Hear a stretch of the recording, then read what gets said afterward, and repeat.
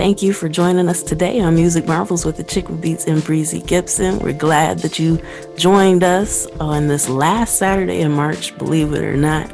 So, the first quarter of 2021 is coming to a close. Women's History Month is coming to a close. Kind of a lot of things happening. It's, amazing how both quickly and slowly time flies during the pandemic. But you know what? We got some entertainment, some education for you, and we can't wait to do what we do, right? Well, yeah, that's right. And again, you touched on something very important. The first quarter of the year is already over. The first quarter. Okay, if you hadn't gotten started, if you hadn't gotten going yet, you need to, because before you know it, half the year's going to be gone and you'll be behind the 8 ball. Absolutely. So now's a good time. If you haven't, there's still time, but the sooner you jump on it, the better. You'll be in a better position going forward. And, we wish nothing but peace and success to you for the entire year and beyond. But you know what? We've got some information that might help you with those goals, kind of getting the feel for what's happening in the industry can help you plan a little bit better. So, yeah, let's go ahead and jump into it, but not before playing some beats by yours truly. All right, let's go.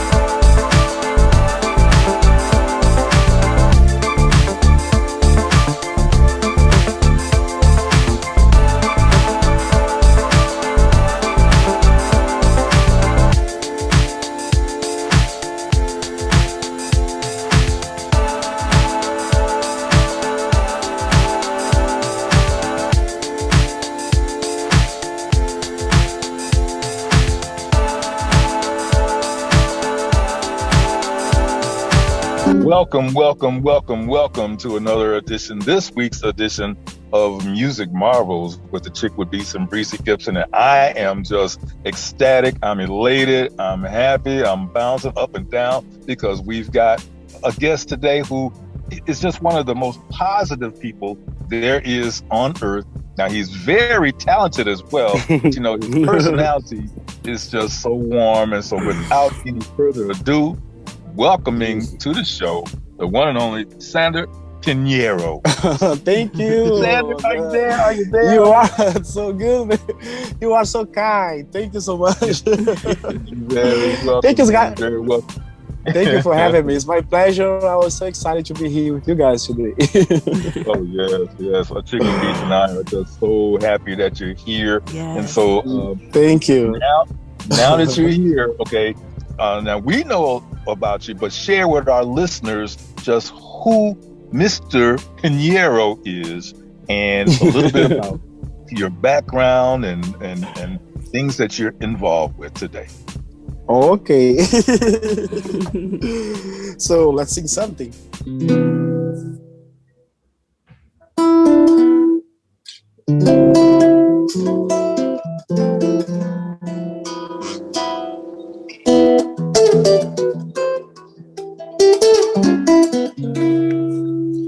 Chip into you, hey, oh,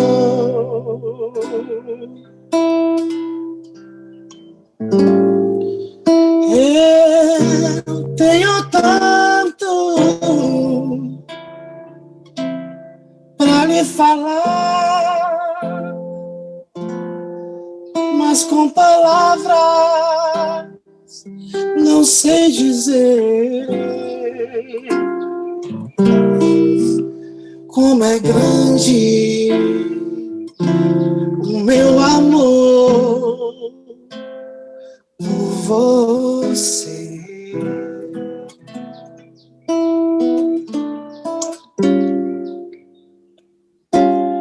E não há nada pra comparar, para poder te explicar. Ai, ai, ai, ai, como é grande o meu amor por você. Por você, yeah.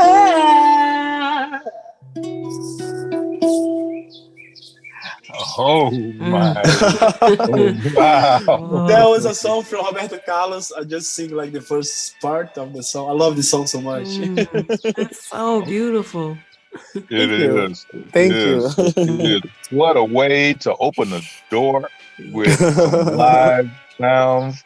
Oh my gosh. And so share with our listeners, tell our listeners a little bit about yourself and your background and just where you came. Okay. I'm a guy from Brazil. I was born in Pernambuco. It's Pernambuco, Recife. It's like if you go to Brazil, if you wanna find all those beautiful beach like paradise, you go to Recife, Pernambuco. So I came. So I was born there when I was like 15. I moved to São Paulo, and there I lived in São Paulo for 10 years. And then I came to the United States, to Atlanta. So I've been living here for 15 years now. It's gonna be 15 years. So yes, in Brazil I started to do a church, sing at church, and then I started to travel everywhere, Brazil too. So doing gospel songs, but I always was to connect to the jazz music, to the soul, to the stuff like that. And then yes, this is my background. And then I moved to the United States. I've been singing, playing for a lot of different artists in the United States. So I'm thankful and glad for this life, because to have opportunity for this gift, to have opportunity to share my music with a lot of people in a lot of different places too. Wow. Okay, and so now, who's that friend that you got right there that we hear chirping away? That sounds like your friend is happy also. You talk about like a girl, right? You're I think it's is a Christina. parent or I think it's Christina. Is there? You talk about the one that was singing with me, right or no? no, I'm saying I hear your pet in the background. You're a bird. Oh is yeah, that your I pet? gotcha.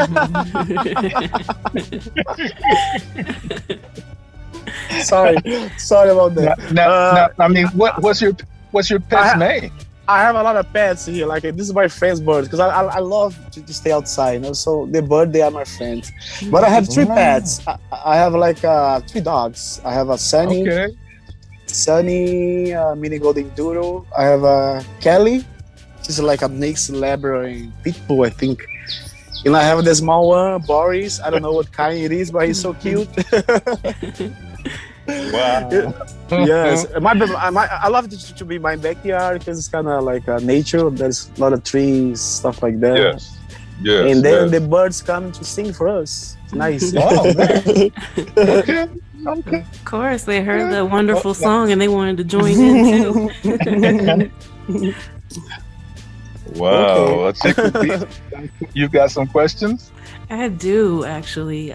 You mentioned how you're outdoors and enjoying nature. Is that one of the ways that you draw your inspiration when you're writing music?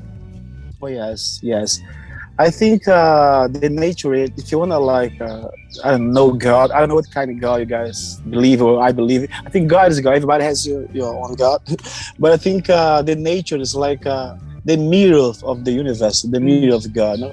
So when you are connected to the nature, like I think is the best inspiration you can have. Because they are like they speak the truth. So yeah, I think I love nature. I love to be like on the beach, the ocean. I like to be around like river, waterfalls. This how I came from the jungle, kind of. The city I was born was a small city. It was kind of like in the middle of the jungle. And to be honest, like until my 13, 14 years, I didn't have TV. Oh, wow. So I grew up like in the jungle. And then when I moved to São Paulo, big city, I was kind of lost. Oh my goodness. Everybody loved my music. Man, I love your music. Oh, nice. And then I started everything kind of in São Paulo. In Recife, I started singing. I was like, in the church, like was a small church in the middle of the jungle, kind of. I say jungle because I was really like a small place, and then I start. But my friend, they were so talented, My friend, they play guitar. My friends that sing too, they really talented.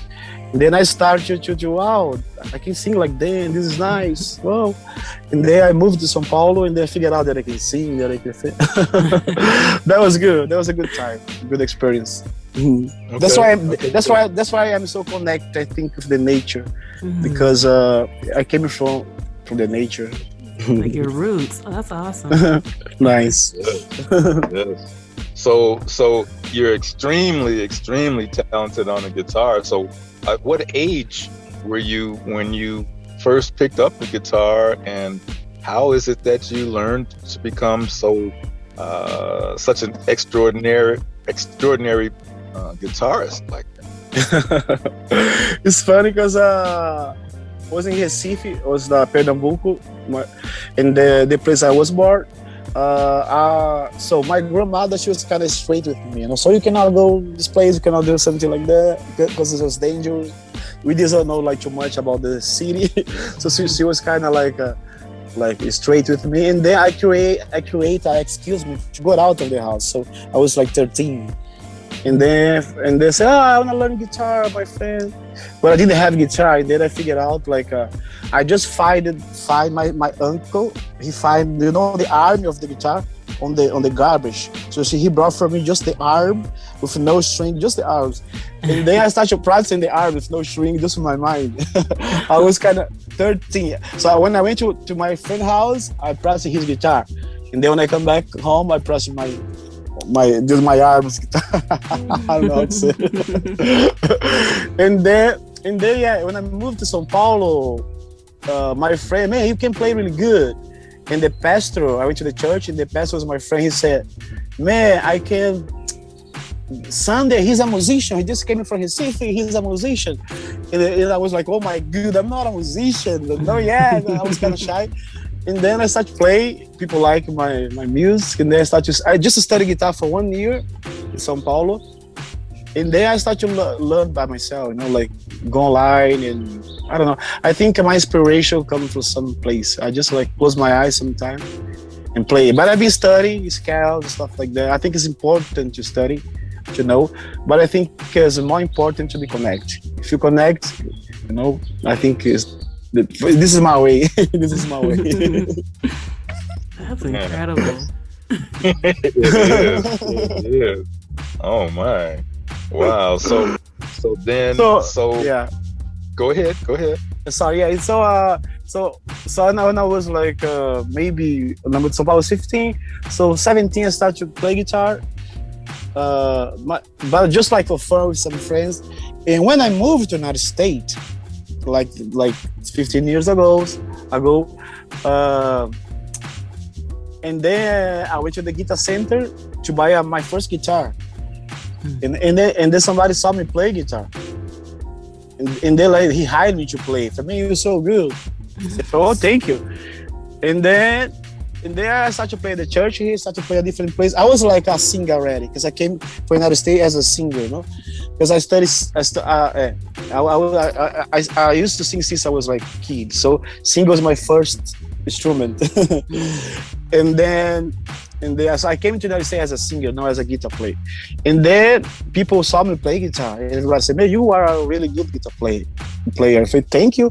So I started to believe to myself more when I came into the United States. So I became, to be honest, a really guitarist in the United States. Play for band, play like traveling, play as a guitar player was United States. In Brazil, I was just singing. I like to be a singer too. But in Brazil, I just play for fun, not as professional. Wow.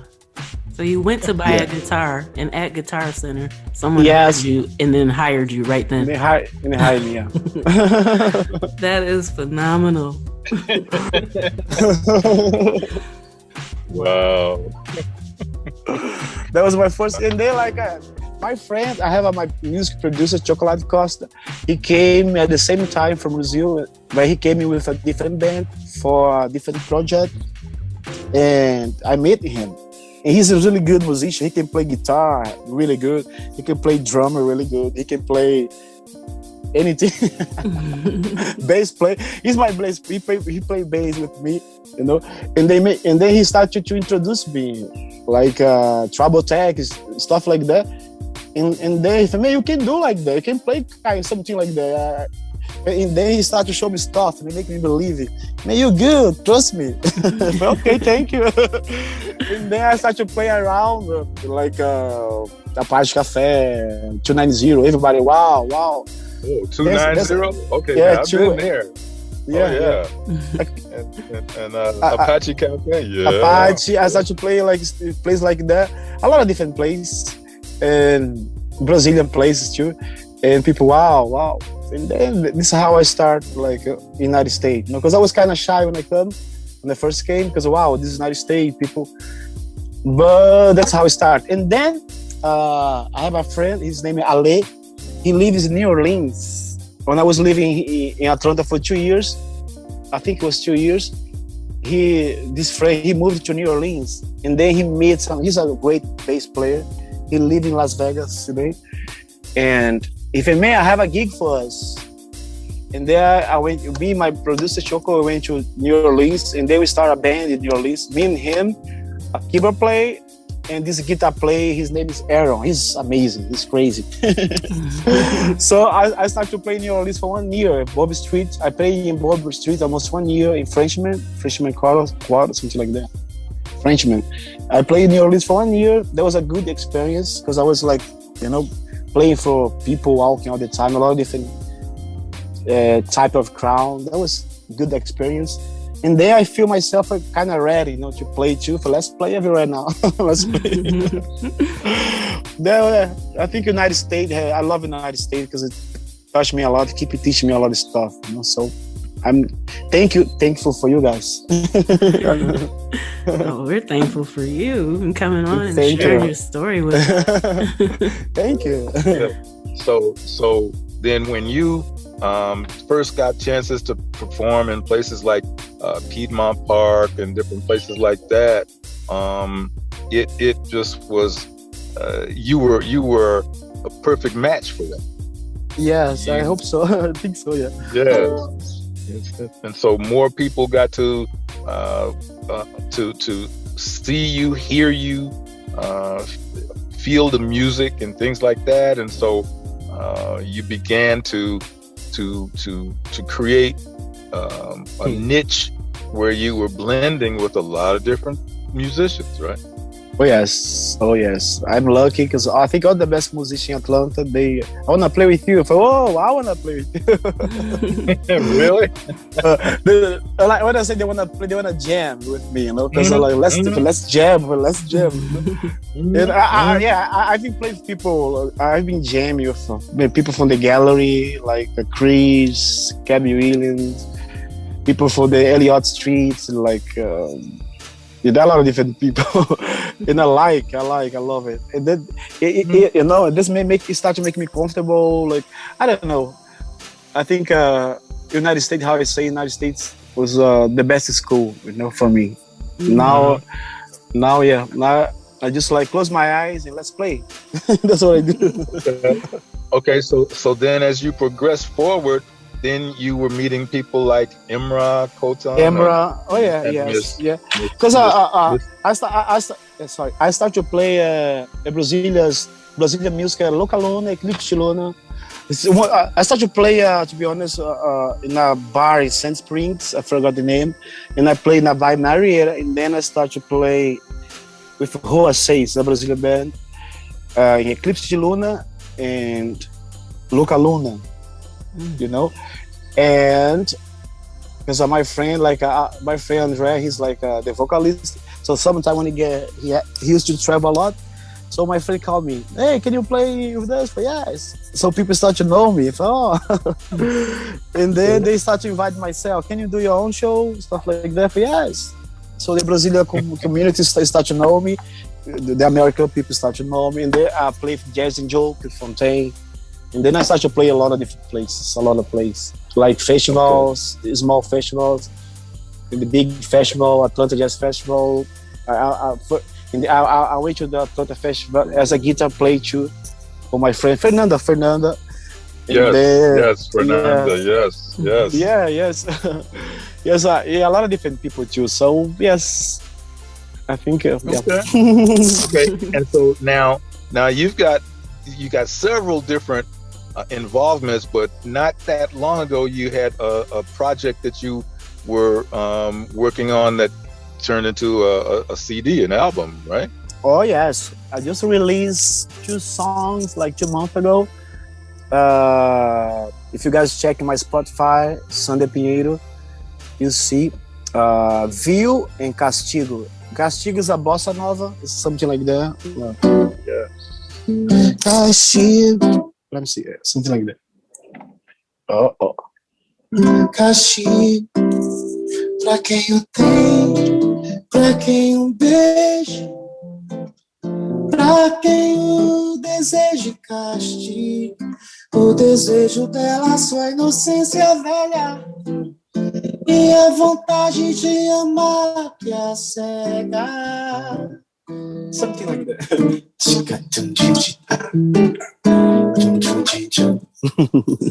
Wow. So Yes.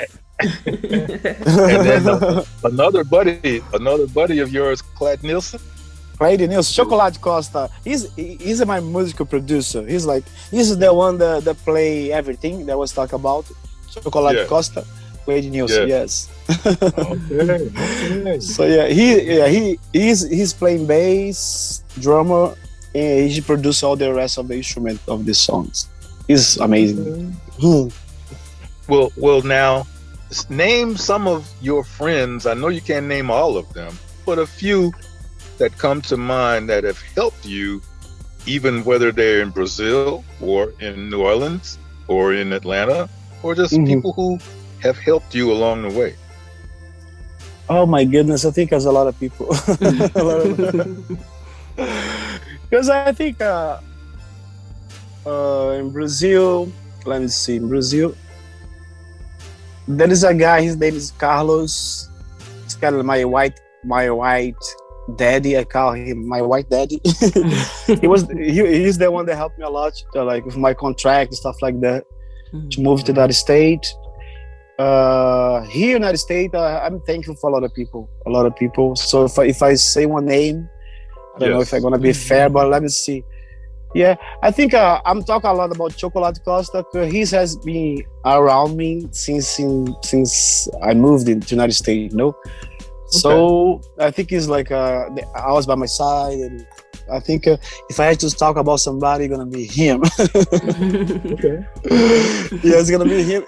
Yeah, but to be honest, like I can talk about Wemra. I can talk about like a lot of different people. You know, like that's right. I don't want to be unfair. Yes, I understand. We understand. So because I love everybody. So in the hour, like it's so helpful for me. So yeah, but I want to talk about Choco because he's like the one that. He like since I met him, he's keeping by my side, doing all those crazy songs that I showed you guys before. Okay, so now yes. What do you think? How do you feel? You know, coronavirus kind of closed everything down and so forth. But now, do you feel that eventually it will open back up and people will begin to perform outdoors or indoors? How do you feel? What do you think? I think it's gonna come back to normal. Like how you say, I believe in positive. So let's be positive. Everything's gonna come back to normal. I think this was like a really hard time for everybody, but sometimes it's easy to learn the hard time. It's not easy, but it's possible. It's more possible to learn the hard moments. No, so let's take the lesson. No judge, nothing. No judge, and let's keep believing. I think I believe like pretty soon. I know the vaccines are around. Maybe next in 2 months, everybody's gonna be taking the vaccine. So yeah, let's now just keep doing the right things. Like use your mask, be cool, but I think pretty soon it's gonna come back to normal. You know, you can just sing everywhere. So you've gotten pretty popular on YouTube and on Instagram, huh? Oh yeah, getting there. Almost. And so you're how you feel about YouTube and your progress there? It's really good, man. Because last year, because of the pandemic, so I decided to work at home, you know, to like record videos and stuff like that. So last year I started to record videos like songs and post on my Instagram and my YouTube. And then I hired a company in Brazil. They are doing the media for me, you know, the social media. So like they started to play my song on radio, stuff like that in Brazil. So really? Yes, some radios and stuff like that. So this brought a lot of follows and stuff like that, you know, so nice. So, but and this year I'm gonna keep. I'm gonna keep like working. I just took a time the last 2 months, at least 2 months, because I wanna come with a new stuff, you know. But yeah, that's why in 2 months I released 2 songs and I've the video clip for Castigo. The song Castigo. So if you guys go to my YouTube, you guys gonna have my video clip for Castigo. Also, you guys can watch the others video clip from the last year. So the last year was a year that I worked a lot, that I record, because of the pandemic stuff, you know. So this year, I have a lot of stuff, new stuff coming soon too. Probably next month, I have a new song in a new music video with Chocolate Costa. That song that I just showed you, to you guys before. So we have the video as well. So it's gonna be the music and the video clip on my YouTube channel and my Instagram channel. So exciting. Nice. 。you know, this time has gone by so fast, So and so fast. can I say that we look to have you back sometime in the future, Please. and even go right ahead. I'm available for you guys whenever you guys just let me know, and then let's do it. It's a pleasure. Yeah, To like and maybe one or two of your musical buddies. Oh yes, next time I can bring chocolate Costa so we can jam. We can. Oh yeah, that'd be awesome. Yeah. Love that. Also, I have a percussionist like from Honduras. He's amazing. So he's visiting us for 3 months, 6 months. So he's around. He lives in Decatur, close to my house. I can bring him too. Let's figure it out a different day and let's do it. Wow. You know, this is now a chick with beats. Now she's got questions. I know time is running out, but I know, you know, she's got some things on her mind she would like to share before we get ready to close out. It's actually not really a question, more of a statement. You know, we really enjoyed having you on, and I know personally I felt transported just listening to your story, listening to you sing and play. It's brightened my mood up for the whole entire day, and can't wait to have you back. Thank you so much. Thank you so much. You guys saying that I was positive, but I can feel your guys' energy is so nice, so amazing. You guys make me comfortable because I'm a shy guy. I'm really shy. Good. But thank you. But thank you for your love. Thank you for this time, this moment. And how I say, whenever you guys need me, I'll be here. Okay, and we'll be looking for you as pandemic lightens up. We'll be looking for you around different places and come and hear you in person. But until then, we'll stay on your Instagram page and your YouTube page. And so, ladies and gentlemen, you know, it's just been a pleasure to have the one and only Sander Pinheiro right here. Thank you. Us. Thanks so much. Thank you.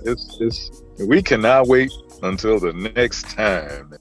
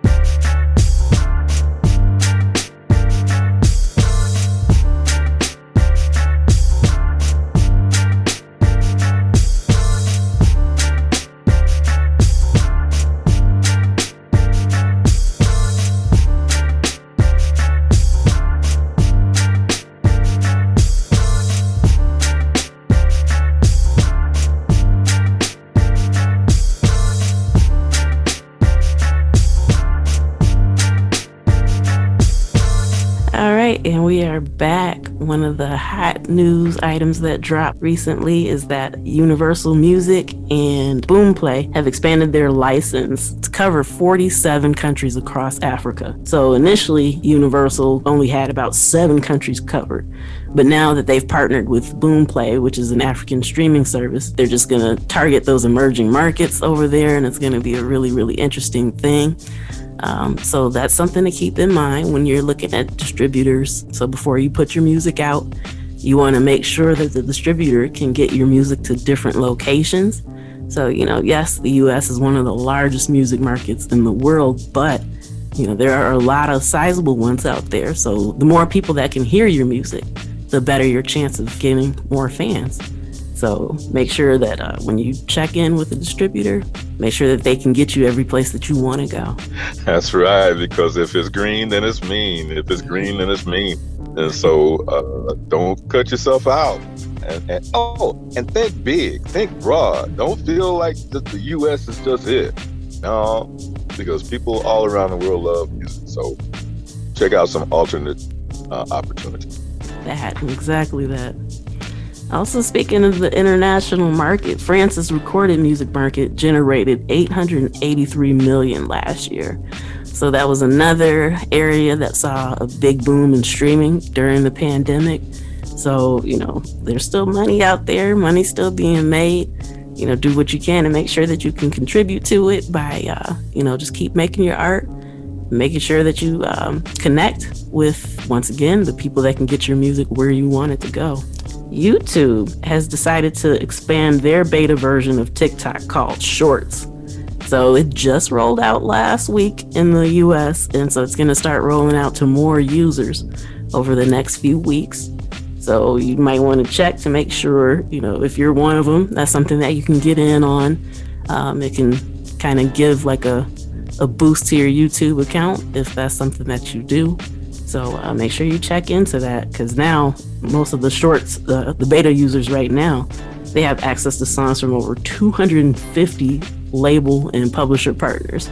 So, even if maybe you want to kind of switch it up a little bit, from outside of your music, kind of use someone else's to draw in their fans by choosing someone with a similar sound, that's an option as well. So there's a lot of different tactics and strategies that can be applied here. You just got to kind of play around with it and see what works for you. Yes, somebody contacted me just the other day to say how much they're getting out of these news presentations, these music news presentations. So I'm just putting it out there. When we come through with these, open your ears, lean in a little closer, write this stuff down, put a spot in your memory, because those news spots can be the things that help you in your music career and in your life as well. So don't take it lightly. Ain't that right? That's absolutely right. Indeed. So, it's just our goal to make sure that we can give you every advantage that we can, because, the market's pretty big out there. People have choices in what they listen to, but there might be somebody out there that's looking for exactly what you have to offer. And so by learning what's happening and applying them to your marketing strategy, you can actually help them out by making it easier for them to find you. Yeah, and you touched on a hot word right there, a hot phrase, marketing strategy. Don't go walking out the door thinking that you know it all. You gotta put your time in and do your own research to see what fits you or what you're trying to do. So you got to have some kind of strategy, some kind of marketing strategy. Just because you walk through the door, everybody ain't gonna just fall in order. I mean, you gotta have your own order, right? Yes. No right. doubt. Spotify has launched Loud and Clear. So it's a new website that provides information for artists looking for solid facts about the money Spotify distributes to musicians and the music industry. So this was their attempt because it's been a complaint of most artists for a very long time that they don't show transparency. So most of the people have an issue, this is including major labels, with the fact that they don't really see where the money's going. We know that they have ad revenue. We know that they have subscriptions, but where is it going and how much are you actually paying out? So this was their response to that. If you check it out, like I said, it's Loud and Clear by Spotify. They've got all these different statistics about how much, what percentage of artists have made throughout the years on Spotify and what annual incomes are happening there. So, it's an interesting thing to look at. Kind of recommend that you check it out for yourself so you can see what's going on. And, some people are still not really satisfied because it just kind of confirms some of their reservations about not getting the money that they probably should be getting. Because we've mentioned here before that Spotify just kind of divvies up the pot amongst everybody.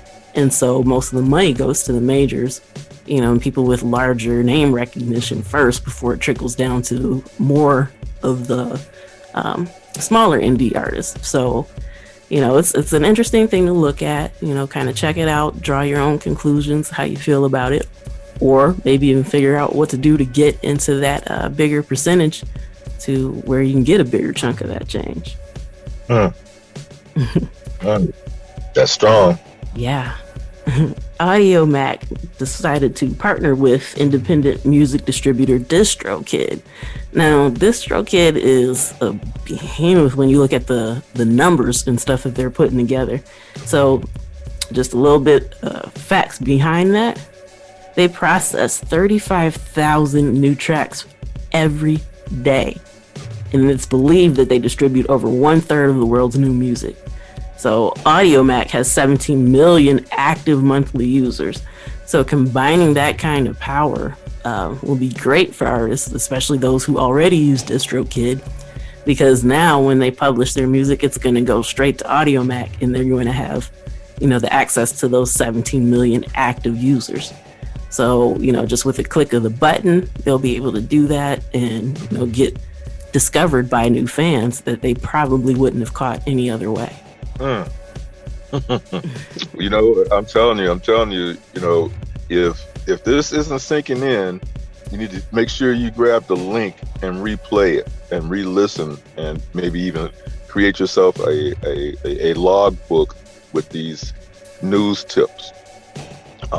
It can make a huge difference in the lives of an indie artist as well as a professional artist, because Achickwitbeatz she's throwing it down with this news. So I gotta reiterate that, and because this is monster. Thank you. This is something that we try to do every week. We don't like to fill it with fluff. If there's ever a week with stories that aren't going to help you out, guess what? We're just going to skip over that. So we only share what we think is beneficial for you, and just things that you absolutely need to be aware of in order to operate in today's current music industry. That's strong. Oh, right. And Stevie Nicks reportedly blocked Dreams from being included on Dogface's viral skateboard NFT.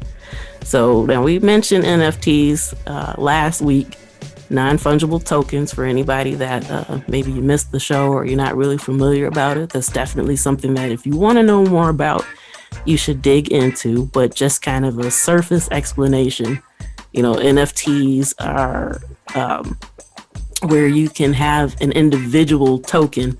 So, it kind of operates within the blockchain universe, but it's not just the money, but it's connected to, music. Sometimes it's connected to art. There's different ways that artists and other people have been able to use it. And so Dogface was going to make his video, the one that went viral, him on the skateboard with the cranberry juice, just chilling and vibing. He was going to make that video available for purchase as an NFT. And so, on the route to do that, apparently Stevie Nicks rejected it. So he decided to still make it available, but it's just not going to have the song included with it. So, that's perfectly her right to do that. It's not really a new thing, but it has been getting a lot more attention. And so while some people are really excited about this, wave kind of being more publicized, more people are trying to jump into it because they're seeing all the, financial possibilities. It makes sense, but of course you're always going to have the opposite side to where people are skeptic, because there can be problems that come along with NFTs as well. One of them is just because you buy it, it doesn't mean that it's going to be just out there forever where you bought it from. You actually need to find a way to keep it secure online. It's non-fungible, so it's not something that you can hold, and you don't want it to just disappear from the digital world. So it's almost like you kind of need to look for ways to keep it in a vault, if you will. So you win the lottery, doesn't mean it's just going to stay out there forever. You got to collect it, take care of it, and make sure that, you know, it's not tampered with. Word to the wise. And TikTok, you know, I feel like we mention TikTok almost every episode, if not multiple times. But, you know, they're just that big of a deal right now. And so one of the big things that's been kind of circulating about it recently is that they're disrupting the music industry. Like the whole game, they've got everything figured out. At least that's what they thought. But then here comes TikTok. And they keep crushing all these predictions from the music industry. So, you know, they keep trying to find ways to make music go viral, but that's not how TikTok works. And so their algorithm is kind of special because apparently a lot of major songs don't do as well on there as some of the underground or independent songs or obscure remixes. So, you know, it's really, really a good spot for independent artists to kind of break through.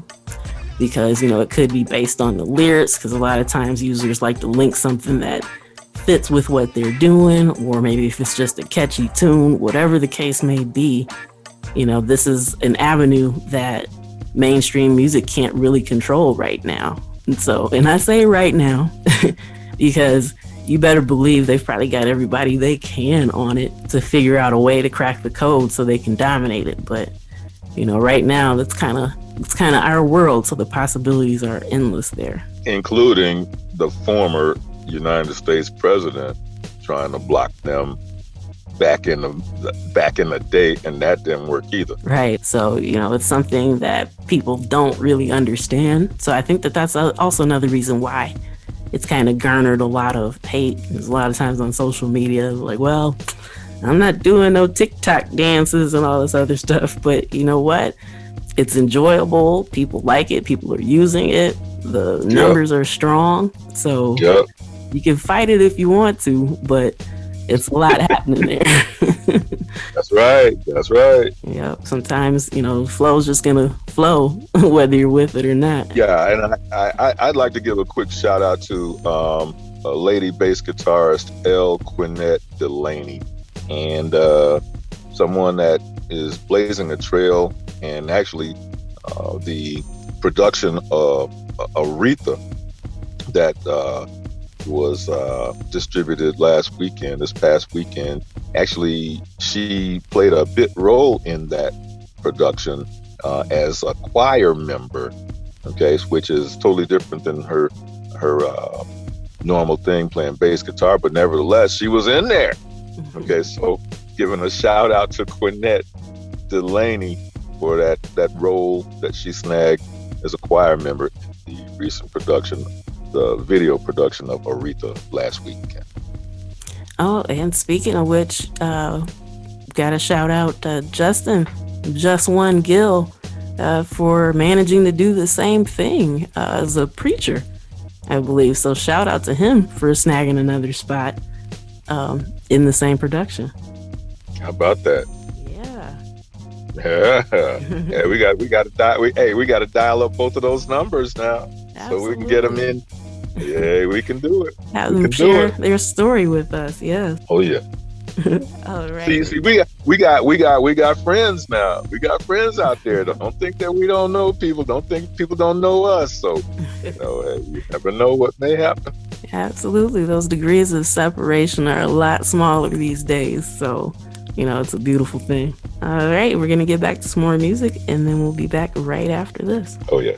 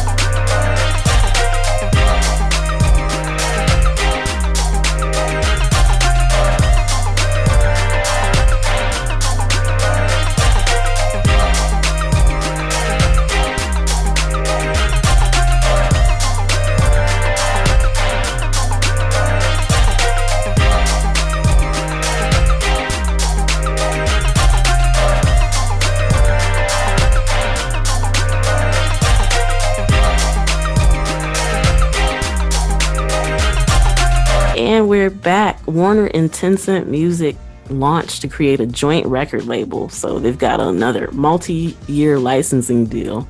Tencent also has deals with the other two of the big three. So, they've got all the major labels covered already. But, the purpose for this particular joint venture is to kind of connect the A&R capability that Warner already has to Tencent's large, vast online user experience. So it's going to be good for their market. So they'll be able to expand because Tencent, once again, is another outfit that has a lot covered under it. But one of them is music streaming. So, again, once you choose your distributor, check to make sure Tencent's included in that. So, that way you can reach more people. How about that? And speaking of Tencent Music, their quarterly revenue went up based on just paying users. So this is a trend that we're starting to see in the news a little bit more often, that more and more people are deciding to pay for their streaming service instead of, getting the random commercials at weird times. So at one point, it kind of seemed like the streaming services have kind of hit a plateau, but, possibly pandemic related again, to where, people are actually going ahead and shelling out the money for it. So that's always a good thing, because when those users listen, that actually means more money for the artists than people who pay or don't pay, but just use the ad related revenue. So, the royalties come in at a higher price that way instead of the free users who stream. So, and no shade, I felt like that sounded kind of negative. I didn't mean for it to, but the more people that pay for it, the more money actually goes to the artist. Yeah, and see that R word you used, royalties. See, that's nothing to be swept under the rug. That's got to be brought out in prominence. So, at the end of the day, royalties put gas in your tank. Royalties fill up your checking account. Royalties do a lot of things towards the purchase of additional equipment. So royalties, you can't forget it. Yes. And also if you pay attention to some of the things that we've been mentioning and all these different trends of people buying or selling their music catalogs to these different companies that are purchasing them, that's because of the value of royalties. So they're willing to pay these artists up front just for the rights to be able to collect their royalties later. So, thank you for highlighting and underlining that word, because it is really important. And, that's where a big chunk of the money is, especially, with the concerts and live shows kind of slowing down for a while there. Guess what kind of money was coming in? From the royalties. So, the royalties. Yeah, it's very important. You're 100% correct. Another news story that just dropped recently was BMG and an investment giant called KKR formed an alliance to start acquiring even more music copyrights and publishing. So, even as we're speaking, these deals are happening right now. So, make sure that when you release music, make sure that you have everything in place to be able to collect the royalties, because that money's getting paid out, but you have to do the work on your end to make sure that what you earned actually comes back to you. So that means registering with the performing rights organization. That means registering with Sound Exchange, registering with the Mechanical Licensing Collective to make sure that you checking all the boxes, fill out your paperwork. It's a tedious thing to do. If it's something that you don't feel that you have the time for, hire someone to do it. But yeah, it's very, very important if you want to get paid for all your effort. I'm speechless behind that. There's no comment I can make because you laid it out there. Thank you. All right, we're going to be back after this, some more music, and we'll close out the night with you. Stay tuned.